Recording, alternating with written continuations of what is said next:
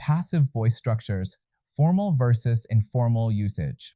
Most ESL textbooks, when addressing the passive voice, typically explain only one conventional structure for forming passive sentences.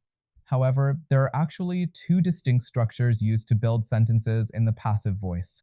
For example, formal structure, Amy was fired. Informal structure, Amy got fired. Both sentences are grammatically passive, but they differ in formality and emotional tone. The phrase Amy was fired represents the conventional or traditional passive voice and is considered formal. In contrast, Amy got fired is a less formal structure and is often used in casual, everyday conversations. Which structure should you use? The choice between these structures depends not only on the level of formality required by the situation, but also on the emotional context. For formal speeches or written documents, such as professional reports or academic papers, the formal structure, Amy was fired, is more appropriate. Conversely, in casual conversations with friends or family, the informal structure, Amy got fired, is acceptable and often preferred. Tone and emotional considerations. It is important to note that Amy was fired does not inherently convey emotion or empathy.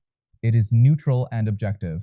On the other hand, Amy got fired often carries an emotional undertone, expressing sympathy or empathy for Amy's situation.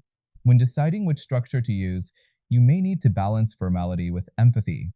For instance, if you're discussing Amy's job loss in a context where expressing understanding or support is important, the informal structure, Amy got fired, may be more effective even in a relatively formal setting.